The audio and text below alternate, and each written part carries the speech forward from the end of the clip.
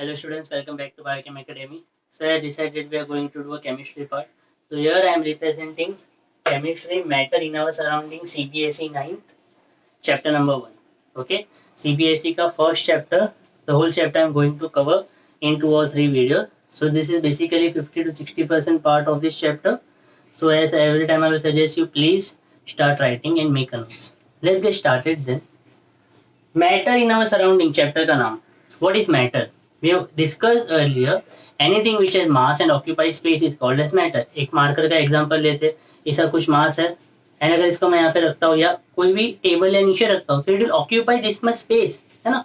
तो मैटर है ये. Yes, matter has mass and occupies space, चाहे वो फिर माइक्रो ऑब्जेक्ट हो या macro. Matter consist of particles. Of course कौन से पार्टिकल्स? एटम्स. मैटर किसका बना? Atom. Atom unites to form a matter. पूरा यूनिवर्स किसका बना? एटम का. In short which is matter. But कितना स्मॉल? ये depends on object size, but it is very very very small, beyond our imagination. बहुत ही छोटे होते हैं. बिलियंस एंड ट्रिलियंस पार्टिकल्स मिलके एक मैक्रो बड़ा ऑब्जेक्ट बनाता है. ठीक है. Now there is 3 states of matter: solid, liquid and gases. ठीक है. सो ये सॉलिड, लिक्विड, गैसेस बने कैसे? मीन्स सर बने कैसे मतलब है तो तीनों मैटर ही, बट क्या difference is? Let's check out. Till now there is 3 matter. Actually there is 5 matter. दूसरे 2 is, other 2 is plasma and Bose Einstein condensate. Okay, उसके बारे में ज्यादा इन्फो है नहीं और उसको as a state of matter में अभी तक लिया भी नहीं है. Usually we consider 3: solid, liquid and gases. Okay, तीनों की property we will check it out individually. First of all characteristics देखेंगे पार्टिकल के. पार्टिकल के क्या क्या characteristics? Number 1, particles of matter have space between them. Of course intermolecular space होता है, that space is called as, है ना. Solid के मॉलिक्यूल बहुत ही कॉम्पैक्ट होता है, सो उसके बीच में इंटरमॉलिक्यूलर स्पेस बहुत ज्यादा, इट्स वेरी लेस. लिक्विड के अंदर पार्टिकल के बीच में इंटरमॉलिक्यूलर स्पेस है, बट सॉलिड से ज्यादा एंड गैस से कम. Hence liquid is in fluid state which has no definite shape but has fixed volume. Properties देखेंगे individually. Gases, intermolecular space between gases is very high, very large. That is एक particle यहाँ पे तो दूसरा यहाँ पे तो दूसरा यहाँ पे. Best example air. और if you are burning anything तो the smoke which is release, it is nothing but it is the states of matter. Okay, तो प्रॉपर्टीज हम देखेंगे. उसके पहले कैरेक्टरिस्टिक्स देखते हैं पार्टिकल के. Number 1 is done. Number 2, particles are constantly moving.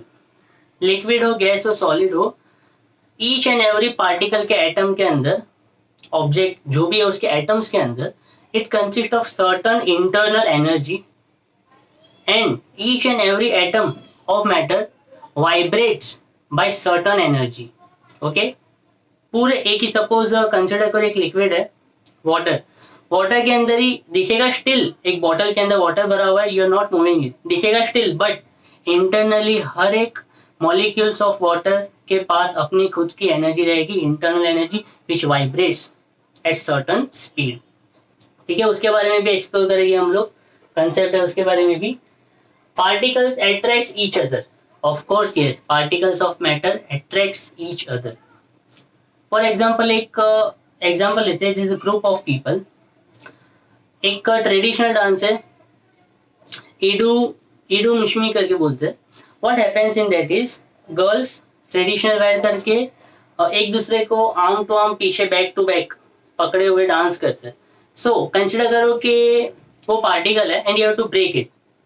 So break तो कर सकोगे, दैट इज वुमेन जो भी डांस करे उसको सेपरेट करना है, जो होल्ड करके रखा है बैक टू बैक, सेपरेट कर सकोगे, बट एनर्जी बहुत ज्यादा लगेगी, बहुत फोर्स लगेगा उनको सेपरेट करने में. क्यों? Because consider it as a bond. जो पकड़ा हुआ है, होल्ड किया है back to back as a bond, तो वो बॉन्ड तोड़ने के अंदर you will require lot of force, है ना.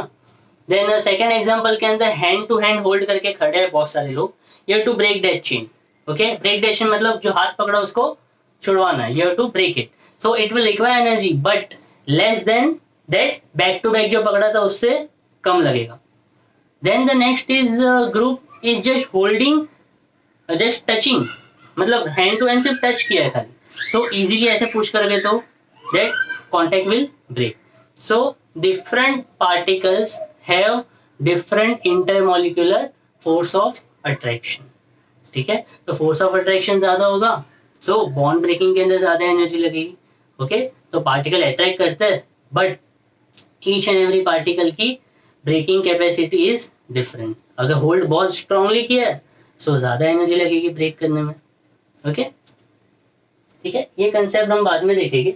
Let's check out the properties of solid, liquid and gases. ठीक है, फर्स्ट नंबर वन, सॉलिड।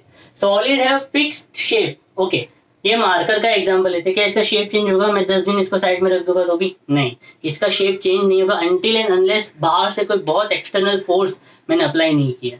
ठीक है, इट है डेफिनेट बाउंड्रीज, ऑफ कोर्स इसका बाउंड्रीज फिक्स है, वॉल्यूम इसका फिक्स रहेगा, चेंज नहीं होगा।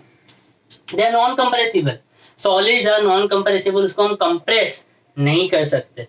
ठीक है, हाँ, बट रिजिड होते हैं वो, इट कैन ब्रेक अगर बहुत ज्यादा प्रेशर अप्लाई किया तो, बट उसका compressibility factor is 0। Liquid, liquid के पास फिक्स शेप नहीं है बट हैज फिक्स्ड वॉल्यूम, उसका वॉल्यूम फिक्स रहता है। ठीक है, it is slightly compressible and liquid is called as fluid. क्यों?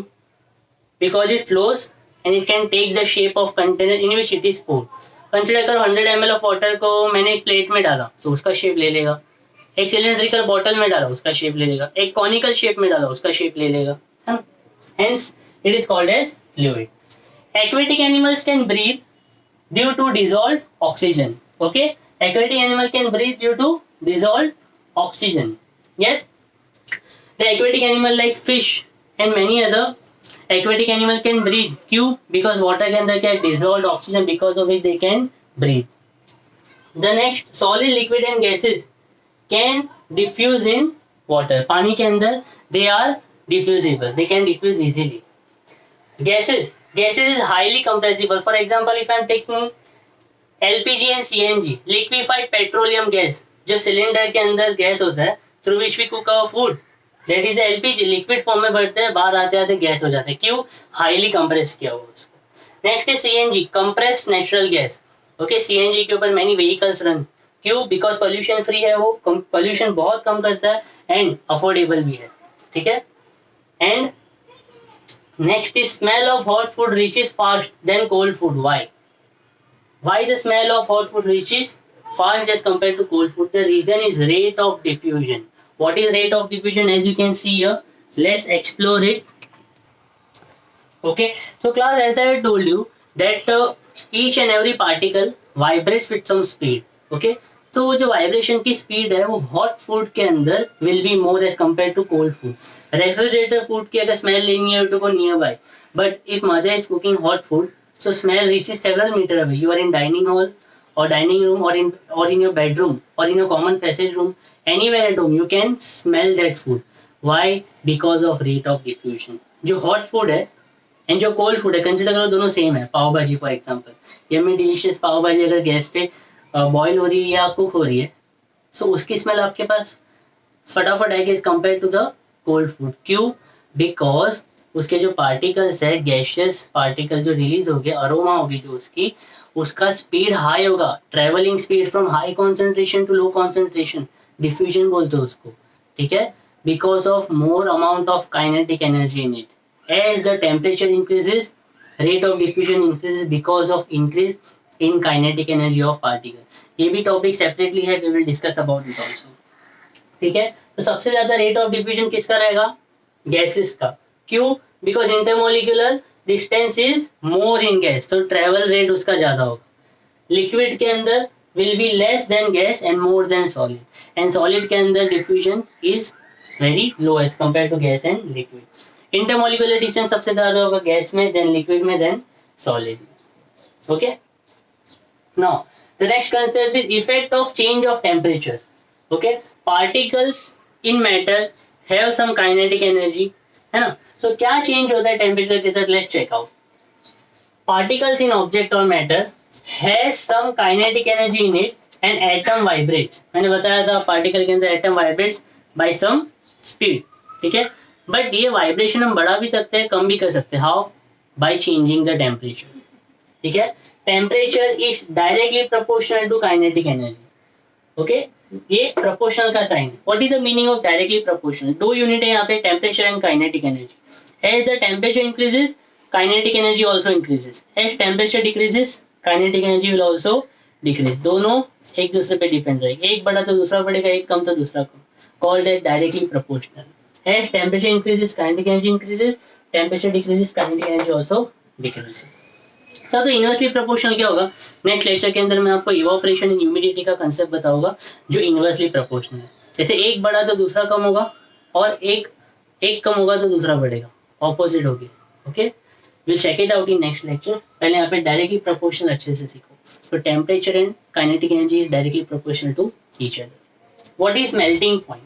The temperature at which solid converts into liquid. Solid starts converting into liquid, उस temperature को बोलते हैं melting point. For example ice को अगर हमने रूम टेम्परेचर पे रखा तो 0 डिग्री से वो मेल्ट होना स्टार्ट होगा, टेम्परेचर बढ़ेगा उसका. तो melting point of ice is 0 degree Celsius. Kelvin के अंदर देखिए, what is kelvin sir? Kelvin is also a unit of measuring temperature. Fahrenheit भी एक यूनिट है. ठीक है, आपको अभी डिग्री एंड केल्विन है. केल्विन में 273.16 केल्विन, अप्रोक्सीमेटली 273 केल्विन बोलते हम लोग. 0.16 we remove, but exact value is this. ठीक है. What is latent heat of fusion? Okay, latent heat of fusion is defined as, for example, 1 kg solid, that is solid ice, solid water called as ice.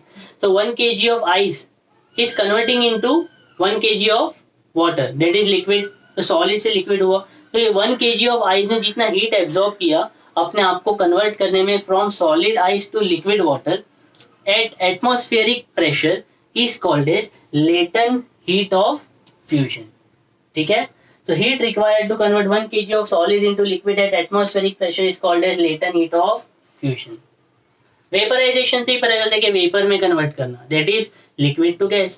तो definition same रहेगा. The amount of heat required to convert 1 kg of liquid to solid, to gas.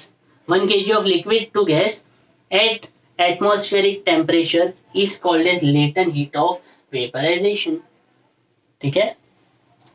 Latent heat is the hidden heat. What is hidden heat? ये 1 kg ice जब भी convert हो रहा था liquid water के अंदर, at that time if you measure with thermometer, तो वो टाइम पे टेम्परेचर चेंज नहीं होगा. तो मेल्ट तो हो रहा है, तो टेम्परेचर चेंज क्यों नहीं हो रहा? बिकॉज ये टेम्परेचर चेंज कब तक नहीं होगा? जब तक वो 1 kg of solid ice is not getting convert into 1 kg of liquid water. So ये सॉलिड से लिक्विड के कन्वर्जन के अंदर जो हीट एब्जॉर्ब हो रही है, that is used to convert this state. Hence there is no rise in temperature until whole 1 kg of ice is not getting convert into liquid. ठीक है. तो उतने टाइम के लिए जो टेम्परेचर चेंज नहीं हुआ था वो हीट कहाँ गई? Conversion from solid to liquid, और अगर वेपराइजेशन है तो from liquid to gas. That is called as latent heat. ठीक है. The last concept which is left is temperature unit and conversion. As temperature measuring unit कौन से हैं? Degree, kelvin and Fahrenheit. But आप लोग को अभी डिग्री एंड केल्विन है. So let's see how to convert degree to kelvin. Degree को kelvin में कैसे कन्वर्ट करें, और reverse. Suppose I want to convert 5 degree Celsius to kelvin. Question में, एग्जाम में क्वेश्चन आया कि 5 डिग्री है, डिग्री सेल्सियस में दिया है, कन्वर्ट करो केल्विन के अंदर. So how you will do it? You just have to add 273, जो भी टेम्परेचर दिया है डिग्री सेल्सियस में उसके अंदर 273 प्लस कर दो. फॉर एग्जांपल 5 डिग्री को केल्विन में कन्वर्ट करना, सो 5 प्लस 273 ऐड करके क्या आएगा? 278 केल्विन. ठीक है. Convert 0 degree Celsius to kelvin, add कर दो 0 plus 273 equal to 273 kelvin. Means 0 degree Celsius is equal to 273 kelvin. Got it? For example 27 degree, you do it by yourself. Pause this video, get your answer. I'm telling you answer now. 273 degree को मुझे kelvin में convert करना है. 273 plus 27 को 27 degree को kelvin में convert करना है. तो 27 plus 273, answer is 300 kelvin. That is the standard room temperature. ठीक है. So this is the way to convert degree to kelvin. इसके बेसिस पे 1-2 मार्क के लिए क्वेश्चन भी आता है. Pause this video and write down class, as it is very important. Just have a look once. The remaining part we are going to do in next lecture. Okay, that is the pressure कैसे effect करता है, then evaporation क्या है, why do we wear cotton clothes in summer, light color clothes क्यों पहनते हैं, then effects of change in temperature, surface area, humidity, बहुत सारे कंसेप्ट है इवापोरेशन को लेके जो हम नेक्स्ट लेक्चर के अंदर डिस्कस करने वाले हैं. So be thorough with this concept, make a notes, start preparing in this lockdown days, as it's a good time for you to prepare for your exams and for the concepts. School पे depend मत रहो कि भाई कभी exam होगा and all, no. Okay, तो hope you like this video. If you like it, do like, share it with your friends and subscribe my channel. Thank you.